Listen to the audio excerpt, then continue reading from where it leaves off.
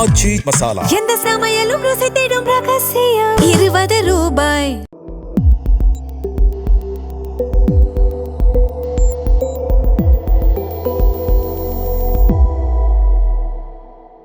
தமிழ் தமிழ் நேயர்களுக்கு வணக்கம். நம்மோடு உரையாட பத்திரிகையாளர் டிவி சோமு அவர்கள் இணைந்திருக்காங்க. வாங்க பேசலாம். வணக்கம் சார். வணக்கம். இப்போ டிவிக்கு ஆட்சி பொறுப்பு வந்திருக்காங்க. புதுசு எல்லாமே அங்கே நியூ ஃபேஸஸ் தான்.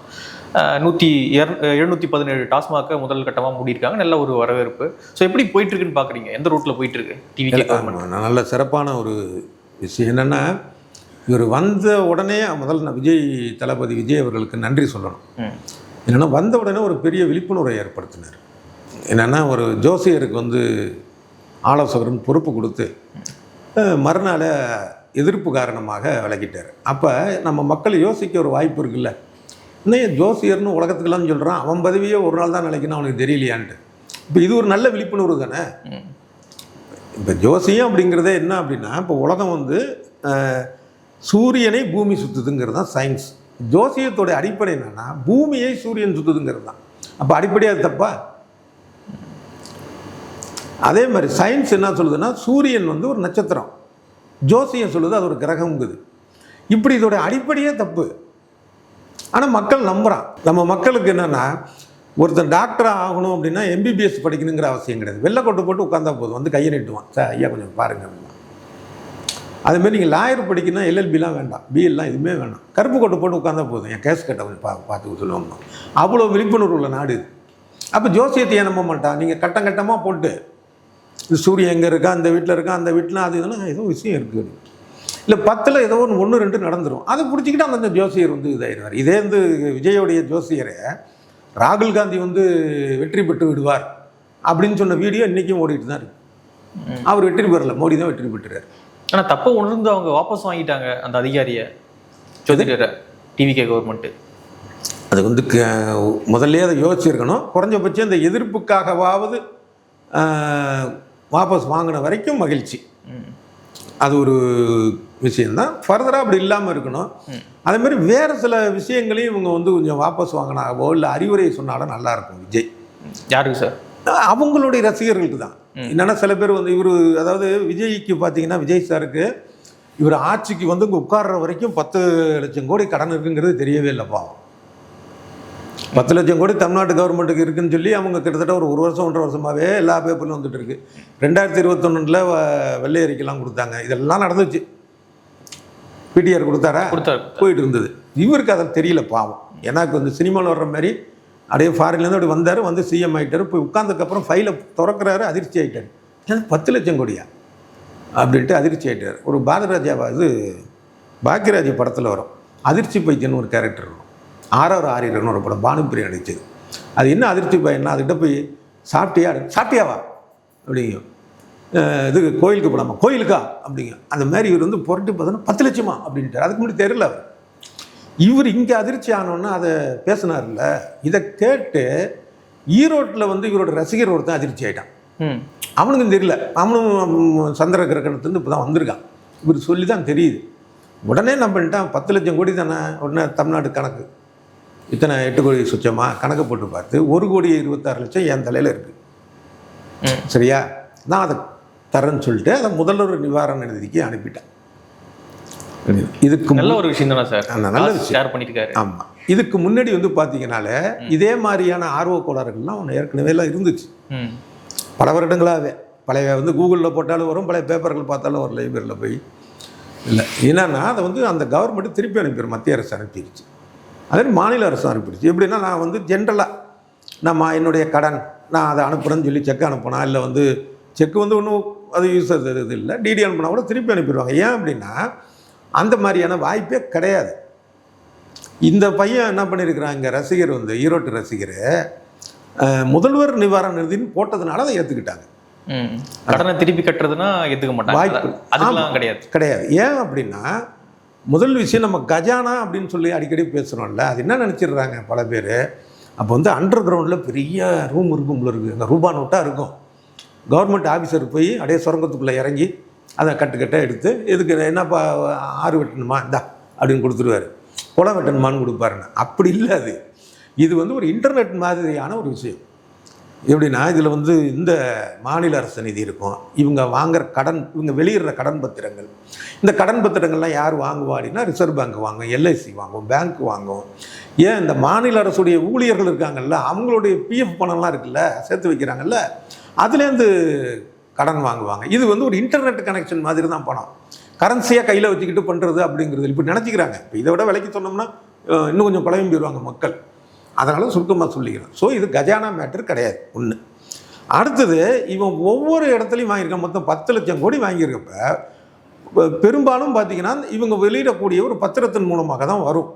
கிட்டத்தட்ட இப்போ வந்து பார்த்திங்கன்னா 85% வந்து பத்திரம் மூலமாக வாங்கியிருக்கிறாங்க.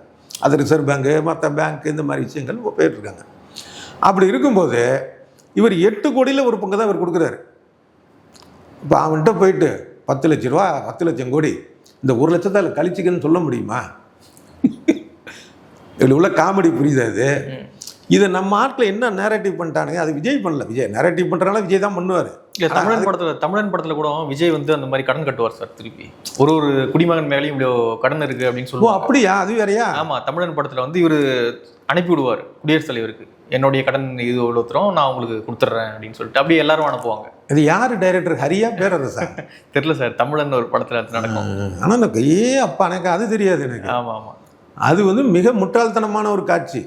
இந்த பையன் செஞ்சது எப்படி இருக்கு, அந்த ஈரோட்டில் ஒரு ரசிகர், அது மாதிரி வந்து முட்டாள்தனமான ஒரு விஷயம் நிறைய பேர் அனுப்புகிறாங்க அப்படின்னு அதை சொல்கிறேன். அது வந்து என்னன்னா, இந்த முதல்வர் நிவாரண நிதின்னு தான் அனுப்புனதுனால தான் ஏற்றுக்கிட்டாங்க. இல்லைன்னா இந்த கடனுக்கு அழைக்கிறேங்க அப்படின்னா அது திருப்பி அனுப்பிடுவாங்க. நடந்திருக்கு ஏற்கனவே, மத்திய அரசுக்கு அனுப்பின்னு சில பேர் நடந்திருக்கு, இங்கேயும் நடந்திருக்கு. அதை வந்து அதை தான் சொன்னது கன்வே ஆகுதா, இந்த மாதிரி வந்து நான் என் தலையில் இருக்கிற 1.5 லட்ச ரூபா தரேன்டான்னா அதெல்லாம் போய் அடைக்கவும் முடியாது. இது முதலமைச்சர் நிவாரண நிதிங்கிறதுனால இங்கே சேர்த்துக்கிட்டாங்க. அது ஏன் சேர்த்துக்கிட்டாங்கன்னா, முதலமைச்சர் நிவாரண நிதினா என்ன அப்படின்னா, ஒரு பேரிடர் காலத்தில், வெள்ளம் இல்லை கொரோனா காலம், இந்த மாதிரி டயத்தில் உதவி செய்கிறதுக்கு மக்களுக்கு, இல்லை தனிப்பட்ட முறையில் ஒருத்தர் விபத்தில் இருக்கிறாரு, அவர் வந்து முதலமைச்சருக்கு வந்து ஒரு லெட்டர் போடுறாருன்னா அந்த நிதியிலேருந்து எடுத்து கொடுப்பாங்க. இந்த மாதிரியான விஷயங்களுக்கு பயன்படக்கூடிய வாய்ப்பு இருக்கிறதுனால தான் முதல்வர் நிவாரண நிதினோட அவங்க ஏற்றுக்கிட்டாங்க. கடனை அடைக்கணும்னா அதை திருப்பி வச்சுருப்பாங்க. சட்டத்துலேயும் அதுக்கு இடம் கிடையாது. அது இல்லை. இன்னொரு கொடுமையான ஒரு விஷயம் வந்து என்ன அப்படின்னா, இந்த கொரோனா காலத்தில் பாலியல் தொழிலாளிகள் எவ்வளோ கேவலமாக பேசுகிறாங்களே சமுதாயத்தில், அவங்க வந்து முதலமைச்சர் நிவாரண நிதிக்கு பணம் கொடுத்தாங்க. நம்ம பார்த்தோம். அவங்க பிச்சைக்காரர்கள் இல்லைங்க, நம்மளாம் அந்த ஒரு நாளோட கலந்து போயிடுறோம் அவங்கள. ஆனால் தன் பேர் வாங்கணுங்கிறதுக்காக ஒரு 1.25 லட்ச ரூபா அனுப்புறேன்ட்டு அனுப்பிட்டு, அது ஒரு வார்த்தை. அவன் என்னன்னா, இவருக்கு எந்த வேகத்தில் வந்து பணம் அனுப்பிச்சானோ அதை விட 100 பங்கு வேகத்தில் அதை ட்விட்டர்லையும் இதுலேயும் போட்டான். அந்த நோக்கம் புரியுது இல்லை, தப்பான ஒரு விஷயம். இதனால் கடனுக்கு இதுக்கும் சம்மந்தமே கிடையாது. இதை சொன்னால் இன்னும் லாஜிக்காக சொன்னோம்னா இன்னும் குழம்பும். அதனால் ரொம்ப எளிமையாக மேலோட்டமாக எந்த அளவுக்கு முடியும்னு சொல்கிறேன். அப்போ சரி, இப்போ கடனை வந்து அடைக்கணும்னு உண்மையாகவே ஒரு அக்கறை இருந்தால் என்ன செய்யலாம்? முதல்ல இந்த தமிழன் படம் தான் அவர் சொன்னீங்களா, அது படு முட்டாள்தானே. அது அந்த இயக்குனரும் முட்டாள், அதை பேசின விஜயும் முட்டாள் தான். அதை யோசிச்சிருக்கணும். ஏன்னா நாளைக்கு முதல்வர் கனவுனா அப்பயே அவருக்கு இருந்திருக்குல்ல. அப்போ அந்த பொருளாதாரம் அது என்ன ஆகுதுன்னு தெரிஞ்சுட்டு பேசியிருக்கணும். தவிர மற்றவங்களை வந்து தான் ஒரு விஷயத்தில் முட்டாளாக இருக்கணும்னு தெரியாமையே அடுத்தவங்களை முட்டாளாக்குற விஷயம் இருக்குல்ல, அது ரொம்ப கொடுமை. பொது விஷயத்தில் பேசுகிறப்ப ரொம்ப கவனமாக இருக்கணும். அது சினிமாவாக இருக்கட்டும், மீட்டிங்காக இருக்கட்டும். அந்த அக்கறையும் இல்லை, அதாவது தனக்கான அறிவும் இல்லை, அடுத்தவங்க மேலே அக்கறை இல்லைன்னா இந்த மாதிரி டயலாக் தான் வரும். அவங்க பேசுனா தப்பு. சரி, உண்மையிலேயே ஒரு அக்கறை இருக்குது அப்படின்னா செய்யணும்னா, அந்த அக்கறை உள்ள மனிதன் நம்ம மாநிலத்தில் உள்ள கடன் தீரணும், நம்ம நாட்டின் மீதான கடன் தீரணும் அப்படின்னா ஒன்றும் கஷ்டமானே படாது. ரொம்ப எளிய வழி இருக்குது. ஒழுங்காக கணக்கு காட்டி ஒழுங்காக வரியை கட்டு, வருமான வரி ஏமாத்தாது. கார் வரிலாம் கரெக்டாக கட்டணும். கார் வரி முக்கியம். வெளிநாட்டிலேருந்து வாங்குறியா, கார் வரி கட்டணும். அதே மாதிரி வருமான வரியா, அதை வந்து 10 கோடி வாங்கிட்டு 2 கோடின்னு சொல்லிட்டு 8 கோடி ஆட்டையை போடாது. படம் எடுக்கிறியா, கரெக்டாக டேக்ஸ் எடுக்கணும். இப்போ அவனாக வந்து கண்டுபிடிச்சி நீ வந்து ஏமாத்திருக்குன்னு சொல்கிற அளவுக்கு வச்சுக்கிட்டு அப்புறம் அதுக்கு ஒரு கேஸ் போடக்கூடாது. ஏன் அப்படின்னா, இந்த மாதிரி வரக்கூடிய வரி இருக்குல்ல, இந்த கார் இறக்குமதிக்கான வரி, அப்புறம் இவங்க வருமான வரி, இந்த தவிர பார்த்திங்கன்னா ஜிஎஸ்டி வரி, அதில் எத்தனை பேர் ஏமாத்துறான், அந்த வரி, இதெல்லாம் ஏமாத்தாமல் சொத்து வரி, 10 கோடி ரூபாய்க்கு ஒரு சொத்தை இது பண்ணிட்டு கணக்கு காட்டுறப்ப அது வந்து 1.5 கோடிங்கிறது. இந்த மாதிரியான ஏமாற்றாமல், அதே மாதிரி வந்து நான் நீட்டை எதுக்குறேன்னு சொல்லிட்டு திருட்டுத்தனமாக கொண்டு போய் நீட்டு சொல்லித்தரக்கூடிய ஒரு நிறுவனத்தில் கொண்டு போய் வேற ஒரு பேரில் முடக்கிறது. அடுத்தது பார்த்திங்கன்னா எங்கள் அப்பாவுக்கு நான் இவ்வளோ கடன் கொடுத்தேன், என் மனைவிக்கு இவ்வளோ கடன் கொடுத்தேன், என் மகனுக்கு இது எல்லாமே வந்து சட்டத்தை ஏமாற்றக்கூடிய ஒரு வேலை. இதுக்கு வந்து பெரிய நம்ம சட்டம் தெரிஞ்சுக்க வேண்டிய அவசியம் நமக்கு இல்லை, யாருக்கும் இல்லை. இது லாஜிக்காகவே தெரியும். அப்பாவும் பிள்ளைக்கு என்ன இருக்குது இந்த மாதிரியான இதெல்லாம் இல்லாமல் கரெக்டாக வருமான வரி இந்த மாதிரியான வரிகளை கட்டினாலே அந்த வரிகளிலிருந்து தான் அவங்க கடன் அடைக்கிறாங்க. என்ன இப்போ அதுதான் வந்து முறையான ஒரு விஷயமே தவிர நீ வரி கட்டு ஒழுங்கா அது போதும். நீ ஊரை முழுக்க ஏமாற்றிட்டு ஒரு வருஷத்தில் வந்து ஒரு குறைஞ்சல அந்த ஈரோட்டு பையன் மாதிரின்னு சொல்கிறேன், அவன் யார் என்னன்னு தெரியல, ஒரு சம்திங் வச்சுக்குவோம். ஒருத்தன் ஒரு வருஷத்துக்கு 20 லட்சம் ஏமாற்றிட்டு 1 லட்சத்தை நான் கொடுத்துட்றேன்னா எப்படி இருக்கும்? அது தேவையில்லை. நீ உருப்படியான வரியை கட்டு. அதனால் வரி சரியாக கட்டினா போதும். இதை என்ன செய்யணும் அப்படின்னா தளபதி விஜய் வந்து அந்த மாதிரியான ரசிகர்களெல்லாம் வந்து சொல்லணும். இப்போ நீ இதெல்லாம் அனுப்பணும், முதல்வர் நிவாரண நிதிக்கு நீ அனுப்பு, தப்பு இல்லை. அது வந்து மற்றவங்களுக்கு உதவும். இதனால் கடன் அடையாது ராஜா, நீ வந்து ஒழுங்காக வரியை கட்டு, வருமான வரி கட்டு, கார் வாங்கினா வரியை கட்டு, இது மாதிரி பொய் சொல்லாத, ஏமாத்தாத, காசை மறைக்காத, இது மாதிரி இருன்னு சொன்னேன். ஏன்னா இவர் சொன்னாருன்னா பல பேர் கேட்பாங்க, அதுக்காக சொல்கிறேன். இப்போ ஃபுல்லாகவே வந்து தலைமைச் செயலகத்துக்கு போகும்போது கோட் சூட்டு தான் போட்டு போகிறாரு. மற்ற இது வரைக்கும் நம்ம பார்த்த முதலமைச்சர்களை விட கொஞ்சம் நிறைய டிஃப்ரெண்ட்டாக இருக்காரு பார்க்கும்பொழுது. ஸோ எப்படி பார்க்குறீங்க இந்த நடவடிக்கையெல்லாம்? நீங்கள் கேட்ட கேள்விக்கான பதில் தான். அதுக்கு முன்னாடி இன்னொன்று சொல்லணும். என்னென்னா காமராஜர் காலத்தில் மதிய உணவு திட்டம் போட்டாங்க, ஒரு எம்ஜிஆர், அதுக்கப்புறமும் நடந்துச்சு அப்படியே பக்தவச்சலம் காலத்தில், அண்ணா அவர்கள் காலத்தில், கலைஞர் காலத்தில் நடந்தது. எம்ஜிஆர் தான் சத்துணவு அப்படின்னு கொண்டு வந்தார். அதோடு சேர்த்து என்ன கொண்டு வந்தாருன்னா காலனி திட்டத்தை அவர் தான் கொண்டு வந்தார். அது ஒரு சொல்லுவாங்க அந்த மாதிரி. ஒரு தடவை வந்து காரில் அவர் போயிட்டு 1985 கொண்டு வந்தார். அந்த காலகட்டத்தில் கிண்டி அந்த கத்திப்பாறை பக்கத்தில் அவர் போயிட்டுருக்கிறப்ப மதிய வேலை பார்த்திங்கன்னா ஒரு சிறுமி வந்து காலை இப்படி வச்சுக்கிட்டு போச்சு. அது ஒரு செவி வழியாக சொல்லக்கூடிய விஷயம். என்னென்னா அந்த வெயிலில் இந்த தார் ரோட்டில் முடியல, அதை பார்த்தோன்னே இறங்கி அதுக்கு பணத்தை கொடுத்து, அதை இயல்பாக பல பேருக்கு அது பண்ணியிருக்கிறதா சொல்கிறாங்க. அந்த மாதிரியான உதவிகள் சொல்லுவாங்க. அதை கொடுத்து நீ செருவு போட்டுக்கன்னு ஸ்கூல் யூனிஃபார்மில் அது இருக்கிறாரு.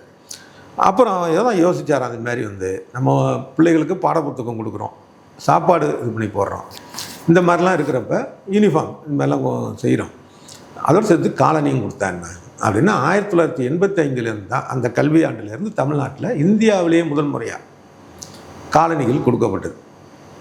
அதுக்கப்புறம் அப்படியே அடுத்தடுத்த ஆட்சியிலையும் அது தொடர்ந்தது. அப்போ 2012 தான் என்ன பண்ணாங்க, ஜெயலலிதா வந்து நம்ம நாட்டு மக்கள்லாம் பார்த்திங்கன்னா ஷூவை பார்த்துட்டு ஒரு தாழ்வு மனப்பான்மை நினைக்கிறாங்க. ஏன்னா ஒரு ப்ரைவேட் ஸ்கூலில் படிக்கிற பசங்க ஷூ போட்டுட்டு போகுது, நம்ம ஏன் அரசு பள்ளியில் சேர்க்கணும் அப்படின்னு நினைக்கிறாங்க. அப்போ அவங்க மனநிலையை மாற்றுறதுக்காக ஷூ வந்து கொடுப்போம் அப்படி. அது நோக்கம் நல்ல நோக்கம், அதில் வந்து எந்த வித எதுவும் கிடையாது, செஞ்சாங்க. ஆனால் அந்த ஷூ வந்து அவ்வளவு ஆபத்து.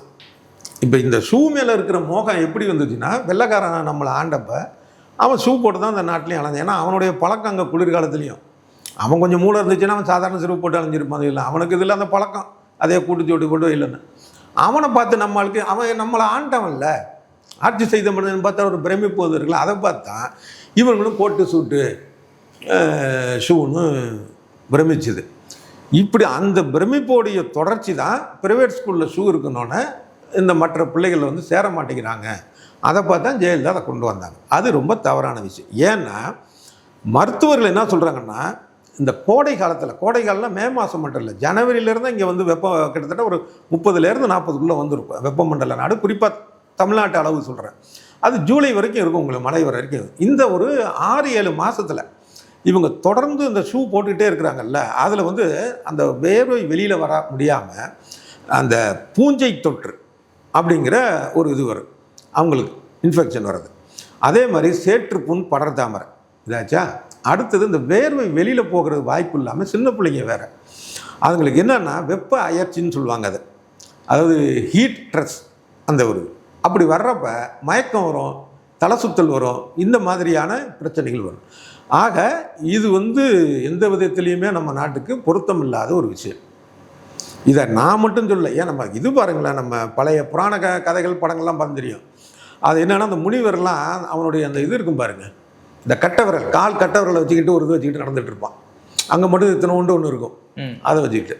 அது இல்லை அப்படின்னு பார்த்தீங்கன்னா அந்த கீழே மட்டுமே இருக்கக்கூடிய இந்த பாதை இது இருக்கிறவனும் இருக்கும். இதெல்லாம் வந்து அந்த காலத்தில் சொல்லுவானுங்க, பாதை குரடு தொடுதோல்லாம், அதெல்லாம் அதை விட்டுருவான். ஆனால் அதுதான் இங்கே நல்லது. இது மருத்துவர் சொன்னா இதுக்கு அடுத்தது இன்னொரு என்னன்னா, முக்கியமாக இதை நான் மட்டும் சொல்லலை, அகில இந்திய அளவில் இந்திய கல்வி சம்பந்தமாக நிறைய வந்து கமிட்டிகள் அமைக்கப்பட்டது. அதில் வந்து இருக்கக்கூடிய கமிட்டிகளில் 1993 எஸ்பால் கமிட்டி, அதே மாதிரி 2005 தேசிய கலைத்திட்ட வடிவமைப்பு கமிட்டி. இந்த அறிக்கைகள்லாம் என்ன சொல்லுதுன்னா, இந்தியா வெப்பமண்டல நாடு, அதுங்களுக்கு ஷூ கொடுக்காதீங்க, போட வேணாம், சாதாரண செப்பல் கொடுங்க, இல்லைன்னா இங்கிலீஷில் சாண்டல்னு சொல்லுவாங்கள்ல, ஒரு ஸ்காண்டலா சாண்டல், அதாவது இந்த சைடில் வாறு வச்சது, அதுக்கு சரியான தமிழ் வார்த்தை இல்லை, அதை கொடுங்க அப்படின்னு. ஆக இந்தியாவில் நீங்கள் ஷூ போடுறது, அதே மாதிரி அந்த 2 கமிட்டியில் என்ன சொல்லியிருக்காங்கன்னா, பிள்ளைகளுக்கு வந்து கோட்டு சூட்டெல்லாம் வேணாம், சாதாரண பேண்ட் சட்டை கொடுங்க. இந்த வெப்பமண்டலில் போய் கோட்டை போட்டுக்கிறது, டையை கட்டிக்கிறாங்களே, எல்லாம் ஒரு அடிமை சின்னங்கிறனால மட்டும் இல்லை, உடலுக்கு உபாதை, நமக்கு அது ஒத்து வராது, தேவையில்லை, தவறுன்னு சொல்கிறாங்க. அந்த கமிட்டியோடைய விஷயங்கள்லாம் பார்த்தா தவறுங்கிறாங்க. ஆனால் இது அதை கேட்கல. ஆக மருத்துவ ரீதியாகவும் தப்பு, கல்வி குழுலாம் சொல்லியிருக்குது. அதனால் நான் என்ன சொல்கிறேன், தளபதி விஜய் அவர்களுக்கு ஒரு வேண்டுகோள் என்னன்னா, இப்போ வர ஆண்டுக்கான செருப்பு ஷூலாம் வந்து ஏற்கனவே ஆர்டர் போட்டிருப்பாங்க, டிசம்பர் மாதமும் போட்டுருக்கோம். அடுத்த வருடமாகுது, பிள்ளைகளுக்கு தமிழ்நாட்டு வெயிலுக்கு ஏற்ற மாதிரி சாண்டலா அந்த சைடில் வாருள்ள அதை அவர் செய்யணும் ஒன்று. அதே மாதிரி தனியார் பள்ளிகள்லாம் வந்து பார்த்திங்கன்னா இன்றைக்கும் கோட்டு சுட்டெல்லாம் போட்டுக்கிட்டு பிள்ளைங்களை வர சொல்கிறாங்க. ஜனவரியிலேருந்து சொல்கிறாங்க, நீங்கள் அக்டோபர் நவம்பர் டிசம்பர் விடுங்க குளிருதுன்னு. அதை வந்து மாற்றி, அதுக்கான உரிமை இருக்குது. ஒரு ப்ரைவேட் ஸ்கூலாக இருந்தாலும் சிபிஎஸ்சியாக இருந்தாலும் இந்த மாநிலத்தில் இருக்கும்போது அதுக்கான விஷயங்களை சொல்வதற்கான அதிகாரம் மாநில அரசுக்கு இருக்குது. கல்விங்கிறது பொதுப்பட்டியல் தான். ஆனால் அதே நேரத்தில் அந்த மாணவர்களுடைய நன்மைக்காக அவங்க இங்கே வாழ்கிறவங்க தானே, அதுக்கான உரிமை. அதை வச்சுக்கிட்டு இந்த கோட்டு சூட்டு மேட்டரே வேணான்னு ஒழிக்கணும் விஜய் சார் ஒன்று. அதே போல் இவர் சொல்கிறத கேட்டு அப்படியே பின்பற்றுதுங்க, பிள்ளைங்க மட்டும் இல்லை, பிள்ளைய பெற்றதுங்களும் பின்பற்றுதுங்க. அப்படிங்கிறப்ப இவர் நல்ல முன்னுதாரணமாக. இப்போ கோட் சூட் போடக்கூடாதுன்றீங்களா? போடக்கூடாதுன்னு இல்லை, இங்கே அது வந்து தேவையில்லைங்கிறத மற்றவங்க சொல்கிறதையும் சேர்த்து தான் நான் சொல்லியிருக்கேன். மாற்றுன்னு சொல்லியிருக்காரு, ஸோ அதனால் மாற்று அப்படின்னு காட்டணும்ல. இது மாற்று ஒரு படத்தில் கூட காட்டுவார், ஒரு குளிர் நாட்டுக்கு ஏதோ ஒன்று போவார், அங்கே வேட்டி கட்டிட்டு போவார், தமிழன்னா நான் காட்டுறேன்ட்டு. அது எவ்வளோ முட்டாள்தனமோ அது மாதிரி இது ஒரு முட்டாள்தனம். நீங்கள் லண்டனுக்கு போய் ஏன் வேட்டி கட்டுறீங்க?